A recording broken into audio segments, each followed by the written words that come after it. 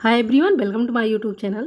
तो देखिए, आज की हमारी क्लास हिंदी पेडागोजी से है और इस वीडियो में हम सीटेट एग्जाम हिंदी पेडागोजी के कुछ प्रीवियस ईयर प्रश्नों को कवर करेंगे, जो कि सीटेट पेपर फर्स्ट और सेकंड दोनों के लिए इंपॉर्टेंट है। सो आप लोग वीडियो पर कंटिन्यू बने रहिए और अपने पेपर की तैयारी करते रहिए।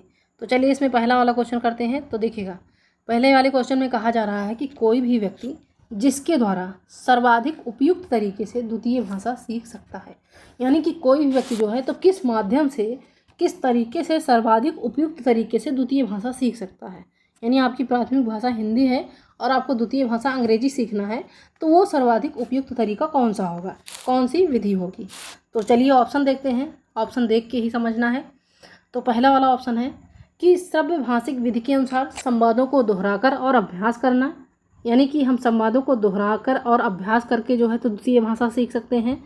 या फिर सेकंड वाला ऑप्शन यहाँ देखिएगा कि लक्ष्य भाषा के किसी वाचन पाठ्यक्रम में दाखिला लेकर, या ऑप्शन नंबर थर्ड है कि ऐसी कक्षा जहां आप व्याकरण पर ध्यान केंद्रित करते हैं और अध्यापक से सहायता प्राप्त करते हैं, तथा ऑप्शन नंबर फोर्थ है कि अपने समाज में सहजात वाचकों, जिसको कहा जाता है मूल भाषा बोलने वालों के सतत संपर्क के माध्यम से। तो देखिएगा कि कोई भी व्यक्ति जो है तो सर्वाधिक उपयुक्त तरीका उसके लिए यही होगा, द्वितीय भाषा सीखने का सबसे अधिक उपयुक्त तरीका जो होगा तो वो अपने समाज में सहजात वाचकों, यानी जो मूल भाषा बोलने वाले लोगों के सतत संपर्क के माध्यम से द्वितीय भाषा सीखने में सबसे उपयुक्त तरीका यही होगा। सो राइट आंसर हो जाएगा ऑप्शन नंबर फोर्थ। यानी कि जब उस इन्वायरमेंट में लोग रहेंगे या वो व्यक्ति रहेगा जिसको द्वितीय भाषा सीखना है, तो उसके लिए सबसे उपयुक्त तरीका होगा कि वो समाज में सहजात वाचकों, यानी जो वो भाषा बोलते हैं उनके संपर्क में यदि रहेंगे तो सबसे आसानी से वो द्वितीय भाषा सीख सकते हैं। सो राइट आंसर हो जाएगा ऑप्शन नंबर फोर्थ।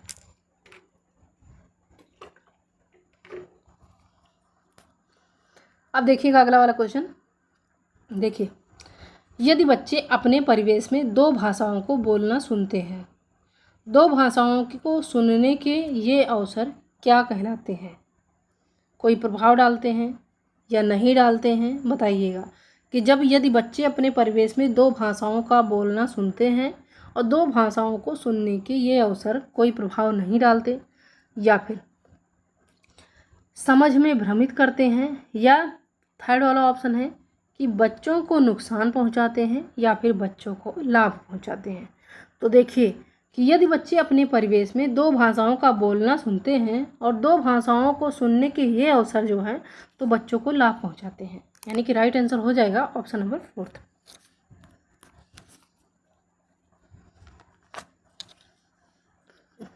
आगे देखिएगा अगला वाला क्वेश्चन।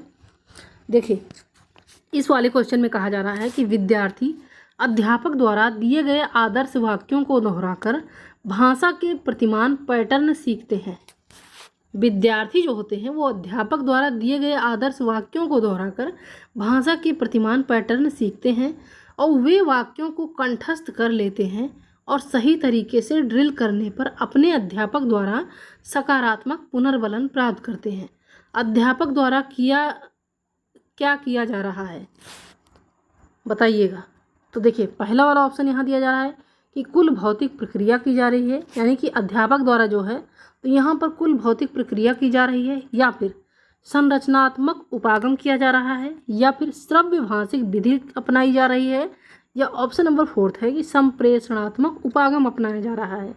तो देखिए यहाँ पे कि विद्यार्थी अध्यापक द्वारा दिए गए आदर्श वाक्य, मतलब कि जब अध्यापक बोलेगा तभी तो विद्यार्थी सुनेंगे और उसको दोहराएंगे, तो वाक्य दोहराकर भाषा की प्रतिमान पैटर्न सीखते हैं और वे वाक्यों को कंठस्थ कर लेते हैं और सही तरीके से ड्रिल करने पर अपने अध्यापक द्वारा सकारात्मक पुनर्बलन प्राप्त करते हैं।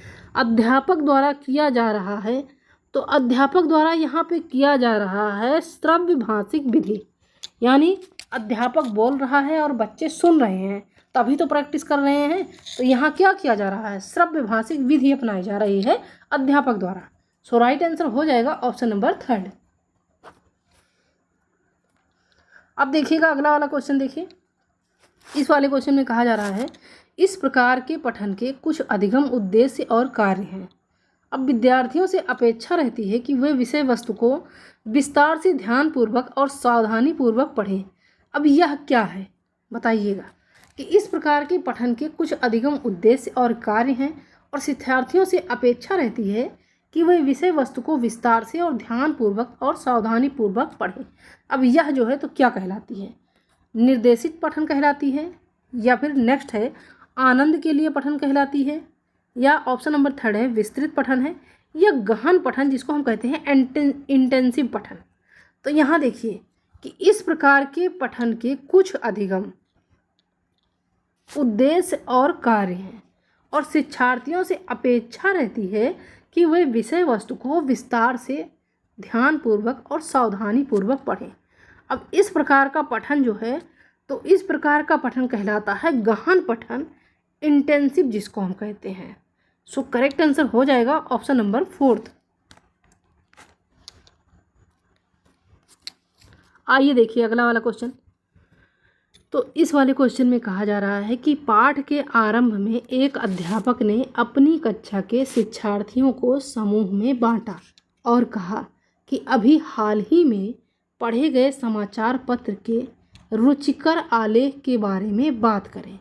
अब बोलने वाचन की यह गतिविधि किस लिए है बताइएगा। कि पाठ के आरंभ में अध्यापक ने अपनी कक्षा के शिक्षार्थियों को समूह में बांट दिया। अभी पाठ का आरंभ भी हो रहा है और पाठ के आरंभ में भी ही जो है शिक्षार्थियों को समूह में बांटा जा रहा है और कहा जा रहा है कि अभी हाल ही में पढ़े गए समाचार पत्र के रुचिकर आलेख के बारे में बात करें और बोलने की यह गतिविधि किस लिए है ये पूछा जा रहा है आपसे ये क्वेश्चन।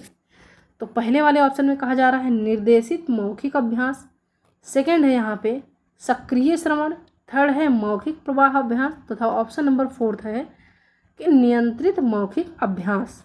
तो देखिए कि पाठ के आरंभ में एक अध्यापक ने अपनी कक्षा के विद्यार्थियों या शिक्षार्थियों को समूह में बांटा और कहा कि हाल ही में पढ़े गए समाचार पत्र की रुचिकर आलेख के बारे में बात करें और यह गतिविधि जो है तो किस लिए है ये पूछा जा रहा है। तो देखिए यह गतिविधि जो है तो नियंत्रित मौखिक अभ्यास के लिए है। करेक्ट आंसर हो जाएगा आपको ऑप्शन नंबर फोर्थ। आगे देखिए अगला वाला क्वेश्चन, बच्चों का संज्ञानात्मक विकास और भाषा। तो बच्चों का संज्ञानात्मक विकास और भाषा विकास में कोई संबंध नहीं है। बच्चों का संज्ञानात्मक विकास और भाषा विकास में कोई संबंध नहीं है, या फिर सेकंड ऑप्शन देखिएगा कि उस संस्कृति और समुदायों से घनिष्ठ रूप से संबंधित है जिनमें बच्चे रहते हैं। थर्ड है कि उद्दीपक प्रतिक्रिया संबंध के सिद्धांत और अनुकरण की प्रक्रिया से संबंधित है, या फिर फोर्थ ऑप्शन है कि मनुष्य का सहजात उपकरण है जिसके द्वारा वह भाषा में निपुणता प्राप्त करता है। तो यहाँ देखिए कि बच्चों का संज्ञानात्मक विकास और भाषा उस संस्कृति और समुदाय से घनिष्ठ रूप से संबंधित है जिनमें बच्चे रहते हैं। ठीक है, सो राइट आंसर हो जाएगा ऑप्शन नंबर सेकंड। आइए देखिए अगला वाला क्वेश्चन यहाँ देखिएगा। तो इस वाले क्वेश्चन में कहा जा रहा है, क्वेश्चन है ये, प्राथमिक स्तर पर भाषा कौशल का आकलन करने के लिए भाषा अध्यापक को मुख्यतः किस पर ध्यान केंद्रित करना चाहिए। अब देखिए कि प्राथमिक स्तर पर भाषा कौशल का आकलन करने के लिए भाषा अध्यापक को तो मुख्यतः किस पर सबसे अधिक ध्यान केंद्रित करना चाहिए। पहला वाला ऑप्शन यहाँ दिया जा रहा है कि उचित गति के साथ पठन का सबसे अधिक ध्यान दिया जाना चाहिए, या फिर समझ के साथ पठन, या वर्णमाला के अक्षरों की पहचान करना, या ऑप्शन नंबर फोर्थ है विराम चिन्हों का प्रयोग। तो देखिएगा यहाँ पे कि प्राथमिक स्तर पर भाषा कौशल का आकलन करने के लिए भाषा अध्यापक को मुख्यतः जो है समझ के साथ पठन पर ध्यान केंद्रित करना चाहिए। करेक्ट आंसर हो जाएगा ऑप्शन नंबर सेकंड। आइए देखिएगा अगला वाला क्वेश्चन कि समग्र भाषा उपागम क्या है। समग्र भाषा उपागम आपसे पूछा जा रहा है क्या है, तो ध्वनियों का मिश्रण है, यानी कि समग्र भाषा उपागम जो है तो ये ध्वनियों का मिश्रण है, या फिर नेक्स्ट ऑप्शन देखिएगा कि ध्वनि संकेत संबंध में निष्कर्ष निकालना है, या ऑप्शन नंबर थर्ड है अर्थ आधारित है या कौशल आधारित है? बताइएगा कि समग्र भाषा उपागम जो है तो ये क्या है? तो देखिए समग्र भाषा उपागम जो है अर्थ आधारित होता है। राइट आंसर हो जाएगा option number 3।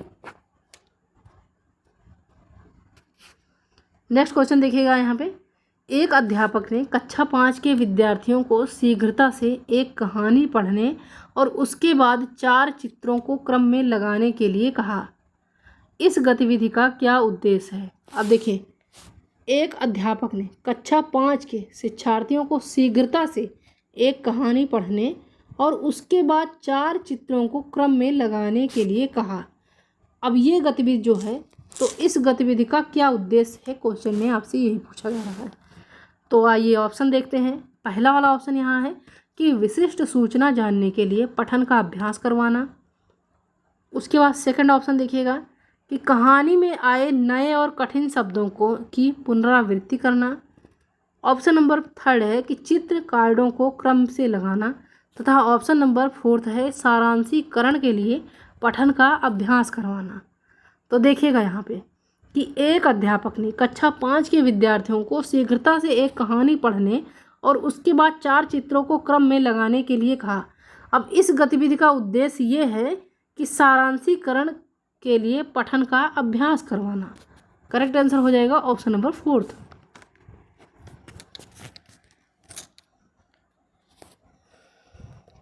Next number question देखिएगा यहाँ पे।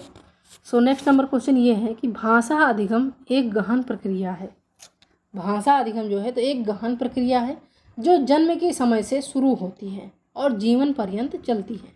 क्या आप इस कथन से सहमत हैं या असहमत हैं? बताइएगा।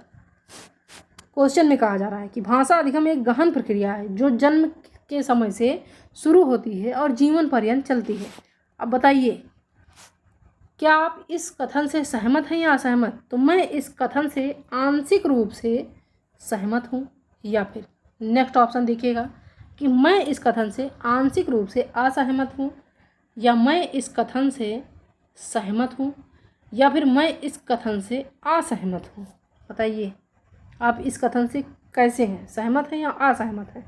तो देखिए भाषा अधिगम एक गहन प्रक्रिया है जो जन्म के समय से शुरू होती है और जीवन पर्यंत चलती है। तो देखिए मैं इस कथन से असहमत हूँ।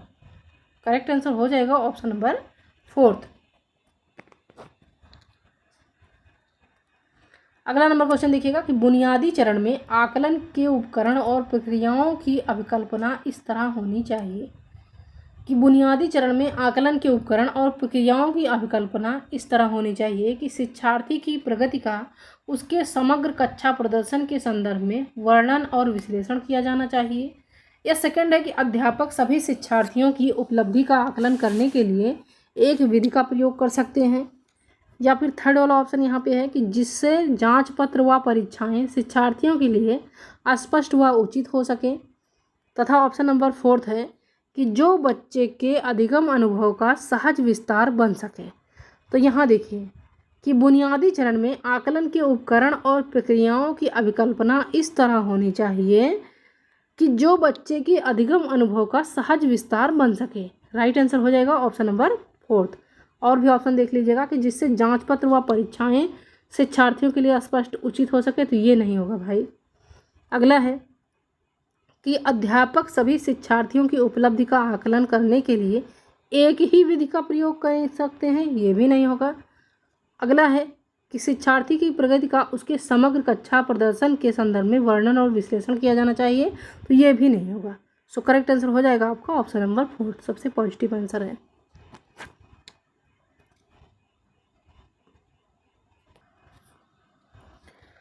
अब देखिएगा अगला वाला क्वेश्चन।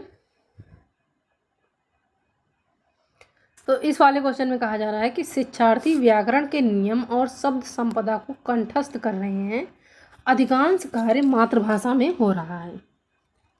भाषा अध्यापक द्वारा अपनी कक्षा में किस विधि का प्रयोग करना चाहिए?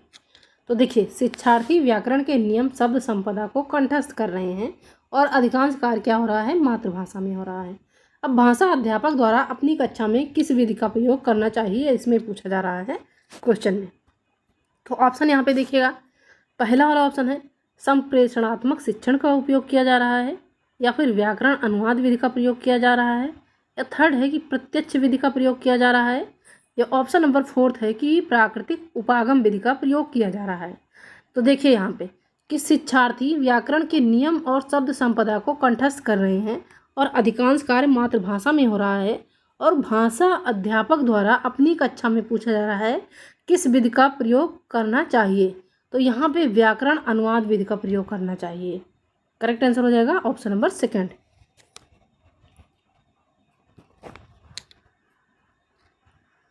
अगला नंबर क्वेश्चन देखिएगा। तो इस वाले क्वेश्चन में कहा जा रहा है,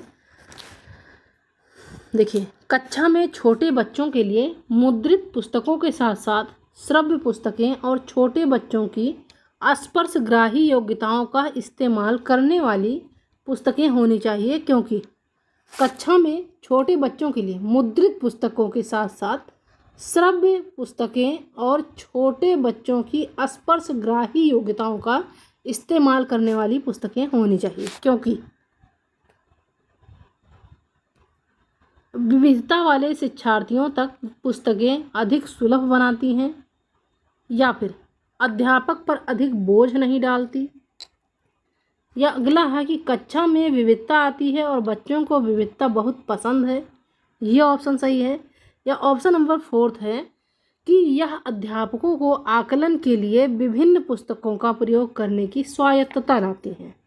तो देखिएगा यहाँ पे कि कक्षा में छोटे बच्चों के लिए मुद्रित पुस्तकों के साथ साथ श्रव्य पुस्तकें और छोटे बच्चों को स्पर्शग्राही योग्यताओं का इस्तेमाल करने वाली पुस्तकें होनी चाहिए, क्योंकि विविधता वाले शिक्षार्थियों तक पुस्तकें अधिक सुलभ बनाती हैं। ऐसी पुस्तकें जो है तो विविधता वाले शिक्षार्थियों को अधिक सुलभ बनाती हैं। सो राइट आंसर हो जाएगा ऑप्शन नंबर फर्स्ट। अब देखिएगा अगला वाला क्वेश्चन। देखिए यहाँ पे कि पठन सीखने में सबसे बड़ी चुनौती प्रेरणा और अच्छा बाल साहित्य पाने की है। इस चुनौती को दूर करने के लिए बताइएगा कि पठन सीखने में सबसे बड़ी चुनौती प्रेरणा और अच्छा बाल साहित्य पाने की है, और इस चुनौती को दूर करने के लिए क्या करना चाहिए। तो इस चुनौती को दूर करने के लिए बाल साहित्य की सरलता से उपलब्धता, जिसमें पठन के लिए प्रोत्साहन और रुचि पैदा हो, ये करना चाहिए। या सेकंड है ऑप्शन नंबर सेकंड पढ़िएगा कि विद्यालय के अधिकारियों को चाहिए कि वे बच्चों को पुस्तक मेले में ले जाया करें, जिससे कि वे पुस्तकें पढ़ने के लिए प्रोत्साहित हों और रुचि पैदा हो। या नेक्स्ट ऑप्शन है कि अध्यापकों को गृह कार्य के रूप में प्रतिदिन एक पुस्तक पढ़ने के लिए अभिप्रेरित करना चाहिए। या नेक्स्ट है कि अभिभावकों को अपने घर में एक छोटा सा पुस्तकालय बनाने के लिए प्रोत्साहित करना चाहिए। तो बताइएगा सबसे सही आंसर कौन सा होगा। तो देखिए यहाँ पे कि पठन सीखने में सबसे बड़ी चुनौती प्रेरणा और अच्छा बाल साहित्य पाने की है, और इस चुनौती को दूर करने के लिए बाल साहित्य की सरलता से उपलब्धता, जिसमें पठन के लिए प्रोत्साहन और रुचि पैदा हो, इसे करना चाहिए। यानी कि राइट आंसर हो जाएगा ऑप्शन नंबर फर्स्ट।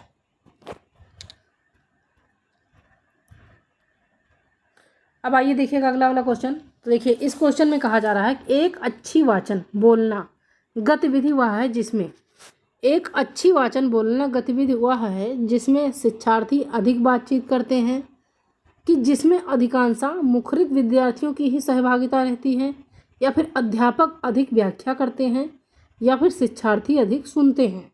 तो देखिए एक अच्छी वाचन बोलना गतिविधि वह है जिसमें शिक्षार्थी अधिक बातचीत करते हैं, यानी कि इस क्वेश्चन का करेक्ट आंसर हो जाएगा ऑप्शन नंबर फर्स्ट।